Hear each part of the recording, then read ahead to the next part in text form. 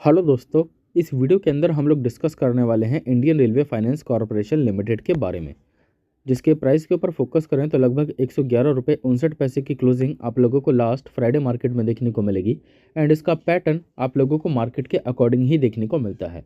Market में तेज़ी आती है तो यहाँ पर भी तेज़ी देखने को मिलती है, मार्केट में गिरावट देखने को मिलती है तो उसका असर इसके ऊपर भी पड़ता हुआ देखने को मिलता है। क्यों? क्योंकि कंपनी में इस समय कुछ भी खास चीज़ें चलती हुई देखने को नहीं मिलेगी।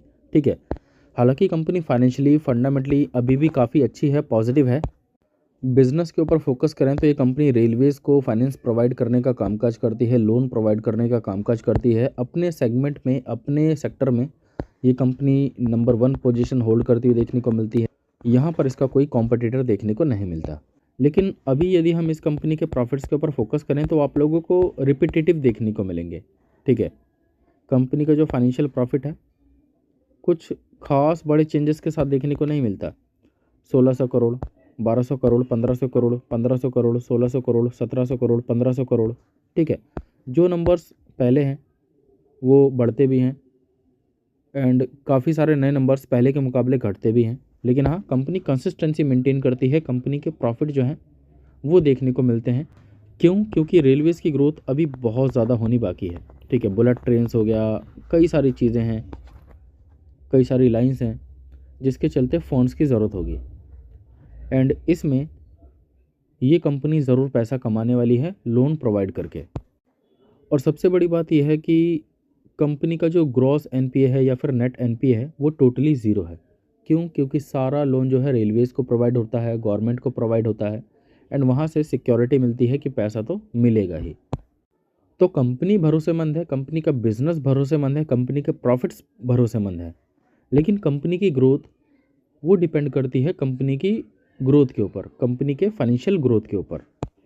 अभी साल दर साल के नंबर्स के ऊपर फोकस करें तो 2014 में कंपनी का प्रॉफिट कितना था? 701 करोड़ का, फिर 758, 849, 934, 2000, 2200, 3000, 4400, 6000, धीरे धीरे करके बढ़ता हुआ देखने को मिला ना। लेकिन 6000 करोड़ के बाद आप लोगों को लास्ट 3-4 सालों से कुछ खास ग्रोथ देखने को मिली ही नहीं है। ठीक है, क्योंकि रेलवेज़ की जो ग्रोथ हमें 2014 के बाद देखने को मिली है, 2010 के बाद देखने को मिली है, वो काफ़ी तेज़ थी। फंड्स की ज़रूरत थी, बट इस समय जो है काफ़ी चीज़ें स्लो होती हुई देखने को मिल रही है। इन फ्यूचर रेलवेज़ को लेकर बजट आता है, रेलवेज़ को लेकर नए प्लान्स आते हैं जो कि डेफिनेटली आने ही वाले हैं और थोड़ा सा लेट सही पर आएंगे, उन पे कामकाज होगा ही। तब जो है इसकी ज़रूरत पड़ेगी, फंड्स की ज़रूरत पड़ेगी, तब ये कंपनी सामने आएगी एंड यहाँ से ग्रोथ और ज़्यादा देखने को मिलेगी, कंपनी के फाइनेंशियल्स में भी, चार्ट में भी। और कुछ लोगों का सवाल था इस कंपनी से रिलेटेड कि ये कंपनी काफ़ी ज़्यादा भाग चुकी थी एंड बहुत से लोगों ने इसके हाई पर इसको ख़रीदा है। लास्ट 5 ईयर्स के पैटर्न के ऊपर फोकस करें तो 340% का रिटर्न देखने को मिलेगा।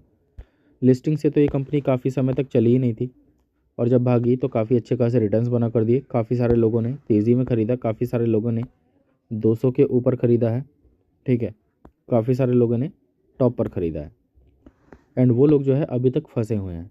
देखो, जब ये कंपनी 180 के आसपास गई थी तो मैंने पिछले चैनल पे बताया भी था कि यहाँ से जो है एग्ज़िट लेने का टाइम है, क्योंकि रेलवेज़ का जो है बबल था उस समय। ठीक है, रेलवेज़ को लेकर न्यूज़ थी, किसी पर्टिकुलर कंपनी को लेकर नहीं, टोटल रेलवेज़ को लेकर बबल बना। एक कंपनी भागी, सारी भागने लगी। गवर्नमेंट का जो बयान था उसका भी असर पड़ता हुआ देखने को मिला।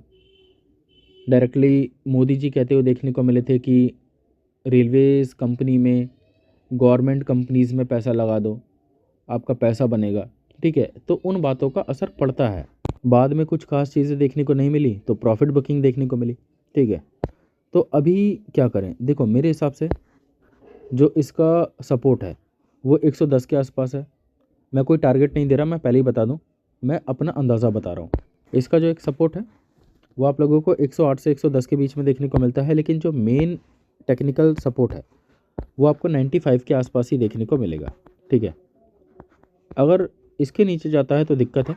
हाँ, 100 के आसपास जो है एक साइकोलॉजिकल सपोर्ट बनता है। ठीक है, जैसे कि यदि इस कंपनी में गिरावट देखने को मिली इन केस, तो ये जो है 100 को टच करके वापस से ऊपर जाने की कोशिश करेगी, लेकिन वापस से गिरावट देखने को मिली तो 100 टूट भी सकता है। लेकिन अगर 95 टूटा तो यहाँ से दिक्कतें चालू होंगी।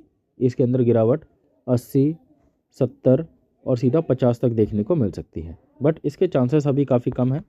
एंड मैं कोई भगवान नहीं हूँ जो मेरा कहा सही हो जाएगा। वीडियो सिर्फ और सिर्फ एजुकेशनल पर्पस के लिए है। मुझे जो लगता है वो मैंने आपको बता दिया।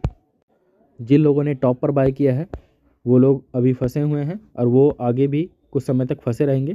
ठीक है, मतलब 1 महीना, 4 महीना, 6 महीना, लास्ट जो अगला 1 साल आने वाला है उसमें तो मुझे नहीं लग रहा कि कुछ खास होने वाला है जिसके चलते इतनी बड़ी रिकवरी देखने को मिलेगी। ठीक है, हाँ कुछ ग्रोथ देखने को मिल सकती है बट इतनी बड़ी नहीं।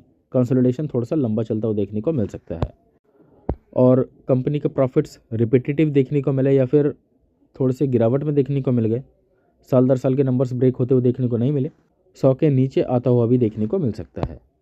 बट हाँ, लॉन्ग टर्म के लिए कंपनी अच्छी है। कंपनी का डिविडेंड ऑफ परसेंटेज ही इतना अच्छा खासा है कि यदि आप लॉन्ग टर्म के लिए इस कंपनी को होल्ड कर लेते हैं तो आप डिविडेंड से ही काफ़ी अच्छा खासा पैसा बना सकते हैं। यदि आपने अच्छी खासी क्वांटिटी होल्ड करके रखी हुई है तो डेफिनेटली डिविडेंड से अच्छा खासा पैसा बनेगा, और लॉन्ग टर्म के लिए होल्ड कर लेते हैं तो डिविडेंड से ही आपका पैसा रिकवर हो जाएगा एंड बाद में जो इन्वेस्टमेंट रहेगी वो आपका प्रॉफिट बन जाएगा। बाकी वीडियो में कुछ भी बोलने के लिए मेरे पास लिमिटेशन है। ठीक है, बाय सेल का रिकमेंडेशन नहीं कर सकता मैं। वीडियो सिर्फ और सिर्फ एजुकेशनल पर्पस के लिए है। कोई डाउट हो, क्वेश्चन हो तो कमेंट कीजिए। मैं कमेंट्स में आप लोगों के जवाब देकर आप लोगों के डाउट्स क्लियर करने की कोशिश करूँगा। जो भी सवाल हो, ठीक है, कमेंट कीजिए, मैं रिप्लाई देने की कोशिश करूँगा। बाकी वीडियो अच्छी लगी हो तो प्लीज़ लाइक करना। चैनल के ऊपर फर्स्ट टाइम विजिट किया हो तो प्लीज़ चैनल को सब्सक्राइब करके बेल आइकन को हिट कर देना। Thank you guys.